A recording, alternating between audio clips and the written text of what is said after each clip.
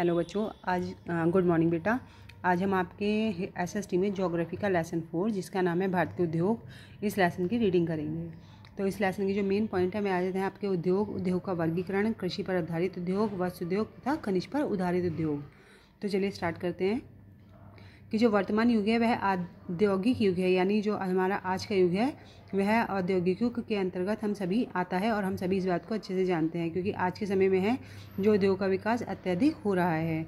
उद्योग किसी भी देश की प्रगति एवं विकास का सूचक होते हैं, यानी जो किसी भी देश का विकास होता है या जो उसकी प्रगति होती है वह जो है उद्योगों पर ही आधारित होती है।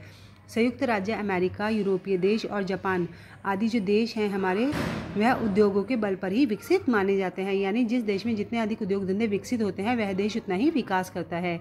जिन देशों में उद्योगों का अभाव होता है, यानी जहाँ पर उद्योग धंधे नहीं होते हैं या कम उद्योगों का विकास हुआ है, वह देश जो है वह अल्प विकसित, यानी जिनका विकास अभी पूरी तरह से नहीं हुआ है या वह विकास की ओर अग्रसर हैं, वह देश माने जाते हैं। अब आ जाता है इसमें उद्योग क्या हैं। तो देखिए, उद्योगों को द्वैतिक आर्थिक क्रिया कहते हैं। तो द्वैतिक आर्थिक क्रिया का मतलब होता है कि मनुष्य द्वारा किए गए वह कार्य जिनके द्वारा वह धन कमाता है, उसको हम उद्योग कहते हैं।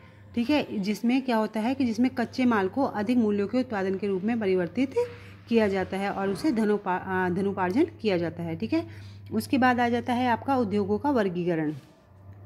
तो देखिए, यहाँ पर बताया गया है कि उद्योगों का वर्णन निम्नलिखित आधारों पर किया जाता है। कौन कौन से आधार हैं? देखिए, हमारे कृषि आधारित उद्योग, खनिज आधारित उद्योग, बड़े पैमाने के उद्योग, छोटे पैमाने के उद्योग तथा ग्राम तथा कुटीर उद्योग। तो कृषि पर आधारित उद्योग के अंतर्गत हमारे आ जाते हैं वस्त्र उद्योग और कागज उद्योग। खनिज पर आधारित जो उद्योग हैं वह हैं लोहा इस्पात और रसायन तथा सीमेंट उद्योग। बड़े पैमाने के जो उद्योग हो जाते हैं वह हमारे लोहा और इस्पात तथा तेल शोधक कारखाने। फिर आते हैं हमारे छोटे पैमाने के उद्योग, तो इसके अंतर्गत बिजली उपकरण उद्योग तथा साइकिल उद्योग आदि आते हैं। फिर आ जाता है हमारा ग्राम तथा कुटीर उद्योग। ग्राम यानी गांव में, और कुटीर माने जो छोटे पैमाने पर, बहुत छोटे पैमाने पर करे जाते हैं। उसके अंतर्गत आता है हमारा आभूषण, हस्तशिल्प, हथकरघा, मिट्टी के बर्तन इत्यादि। ठीक है, तो इनके आधार पर जो है वह उद्योगों का वर्गीकरण किया जाता है। उसके बाद अब इसमें आता है हमारा कृषि पर आधारित उद्योग। तो जो हमारे उद्योग होते हैं उसके वर्गीकरण के अंतर्गत सबसे पहले हमारा आता है कृषि पर आधारित। तो जैसे कुछ उद्योग है, जैसे हमारे वस्त्र उद्योग है या जूट उद्योग है, हमारा वसा उद्योग है, चीनी उद्योग आदि जो हैं, इन सब के लिए कृषि की आवश्यकता होती है। ठीक है, अब सबसे पहला आ जाता है हमारा, इसके अंतर्गत बताया गया है कि वस्त्र उद्योग। देखिए, मनुष्य की आवश्यक आवश्यकताओं के भोजन के बाद वस्त्र का महत्वपूर्ण स्थान है, यानी जो मनुष्य होता है उसके लिए भोजन, कपड़ा, मकान, ठीक, यह 3 आवश्यक चीज़ें मानी जाती हैं। तो सबसे पहले जब हमारे लिए भोजन आवश्यक होता है तो उसके बाद जो दूसरा महत्वपूर्ण चीज़ की हमें आवश्यकता होती है वह होती है वस्त्र। ठीक है, तो सूती, रेशमी, ऊनी और कृत्रिम रेशों से बने वस्त्रों का उपयोग जो है मानव के द्वारा, यानी हमारे द्वारा किया जाता है। सूती वस्त्रों का प्रयोग सबसे अधिक किया जाता है, और जो सूती वस्त्र होते हैं वह रुई से बनाए जाते हैं। और जो रुई मतलब रुई से बनाने के लिए सबसे पहले कपास चाहिए होता है। ठीक है, उसके बाद इसको काट कर रुई बनाई जाती है। तो जो कपास होता है वह खेती के द्वारा हमें प्राप्त होता है। अब चलिए पढ़ते हैं सबसे पहले सूती वस्त्र उद्योग। तो यह भारत का सबसे बड़ा उद्योग है तथा भारत की 16% औद्योगिक पूंजी, यानी जो उद्योग में लगाई जाने वाली पूंजी यानी धन है वह 16%, और 20% औद्योगिक श्रम शक्ति यानी जो हमारी लेबर होती है, ठीक है, वह सूती वस्त्र उद्योगों में लगी हुई है। जो सूती वस्त्र उद्योग है उसका पहला सफल कारखाना सन 1851 में मुंबई में स्थापित हुआ था तथा यहाँ शीघ्र ही सूती वस्त्र उद्योग ने बहुत ही अत्यधिक प्रगति की थी। इसके बाद अहमदाबाद भारत का दूसरा महत्वपूर्ण सूती वस्त्र उत्पादक केंद्र है तथा यहाँ सन 1861 में शाहपुर मिल तथा सन 1863 में कोलिका मिल स्थापित की गई थी। यहाँ भी शीघ्र ही उद्योग ने प्रगति कर ली थी। उत्तर प्रदेश कानपुर की महत्वपूर्ण सूती वस्त्र उत्पादक केंद्र माना जाता है। ठीक है, और इसे उत्तर प्रदेश का मैनचेस्टर भी कहा जाता है। अब आ जाता है हमारा उसके बाद जूट वस्त्र उद्योग। तो पटसन या जूट उद्योग में भारत विश्व में प्रमुख है, यानी जो जूट का उत्पादन होता है वह भारत में सर्वाधिक होता है तथा कभी जूट को सुनहरा रेशा कहा जाता था, यानी जो रेशे होते हैं उनके द्वारा जूट का निर्माण किया जाता है। परंतु अब जो है बंगाल के साथ कड़ी प्रतिस्पर्धा तथा जूट के विकल्पों के कारण इसकी विदेशी मुद्रा की कमाई घट गई है। यानी सबसे पहले जो है वह हमारे भारत में ही सबसे अत्यधिक जूट की खेती की जाती थी, परंतु अब उसके साथ साथ बांग्लादेश में भी इसकी अत्यधिक जो है खेती की जाती है, जिसके कारण जो यहाँ पे जूट के विकल्पों के कारण इसकी जो विदेशी मुद्रा में जो इसकी ऊंचाइयाँ थी वह कम हो गई हैं। उसके बाद आया था हमारा रेशमी वस्त्र उद्योग। तो देखिए रेशमी वस्त्र उद्योग में से चीन जो देश है वह सबसे ऊपर है। यहाँ विश्व का 60% से भी अधिक कच्चा रेशम तथा 85% रेशमी वस्त्र तैयार किए जाते हैं। भारत कच्चे रेशम के उत्पादन में दूसरे स्थान पर है तथा चीन के बाद रेशमी वस्त्रों के निर्माण में क्रमानुसार महत्वपूर्ण जो देश आते हैं, यानी जहाँ पर रेशमी वस्त्रों का उत्पादन किया जाता है, वह देश है हमारे रूस, Japan, Romania, Lithuania, Uzbekistan, Bulgaria इत्यादि। इस प्रकार सूती वस्त्र उद्योगों में भी सूती वस्त्रों की भांति ही सिंथेटिक वस्त्रों का मिश्रण आदि किया जाने लगा है। यानी सिंथेटिक वस्त्रों को सिंथेटिक जो एक आपका रसायन होता है उसको मिलाकर जिस तरह सूती वस्त्रों में मिलावट करके बनाया जाता है, उसी प्रकार से रेशमी वस्त्रों का भी उत्पादन किया जाता है। अब आ जाते हैं हमारे ऊनी वस्त्र उद्योग। तो ऊनी क्षेत्रों में इस उद्योग की स्थापना हुई है जहाँ कच्चे माल की सुविधा थी। यानी उन्हीं क्षेत्रों में, यानी जो ऊनी वस्त्रों का उद्योग है वह वहाँ पर अधिक विकसित हुआ है, जहाँ पर इसको बनाने के लिए कच्चा माल जो है वह आसानी से मिल पाता है। ठीक है। सर्दियों में कश्मीर जैसे उत्तरी ठंडे क्षेत्रों में ऊनी वस्त्रों की मांग अत्यधिक होती है। जैसे कि हम जानते हैं कि कश्मीर में सबसे अधिक ठंड पड़ती है, तो वहाँ सबसे अधिक इसकी मांग होती है।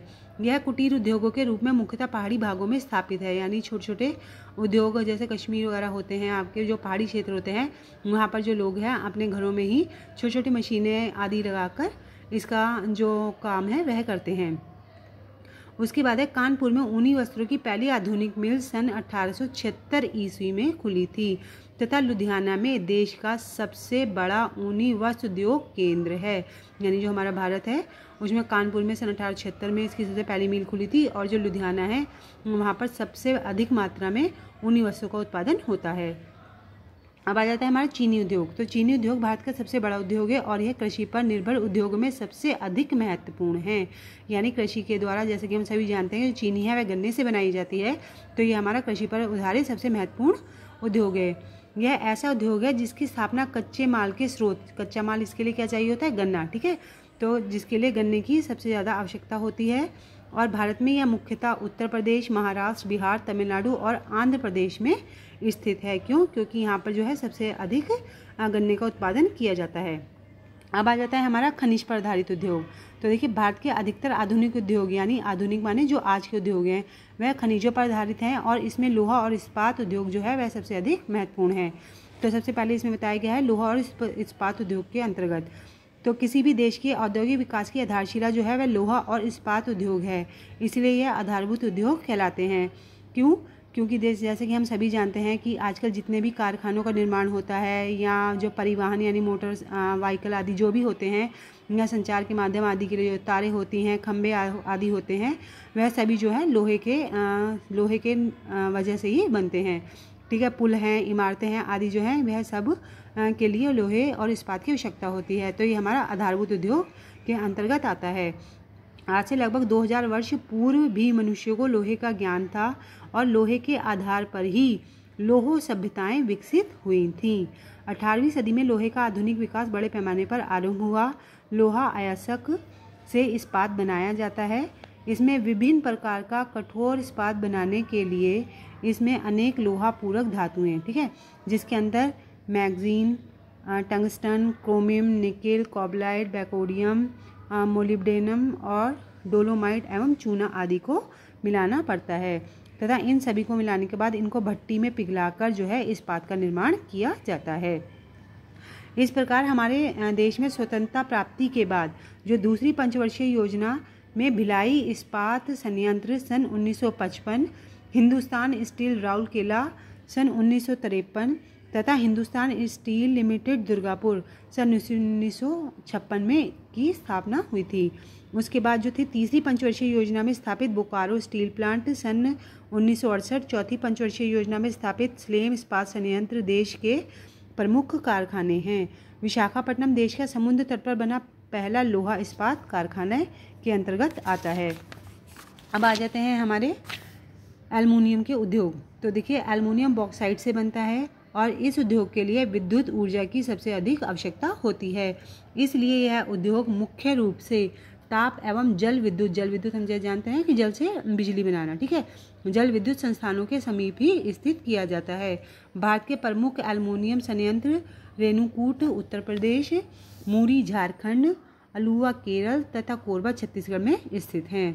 अब आते हैं उसके बाद हमारे परिवहन उपकरण उद्योग। तो परिवहन उद्योगों में भारत को बहुत अधिक सफलता मिली है और अब जो भारत है वह आत्मनिर्भर हो गया है। इसके अंतर्गत सबसे पहला बताया गया हमारा रेल उपकरण।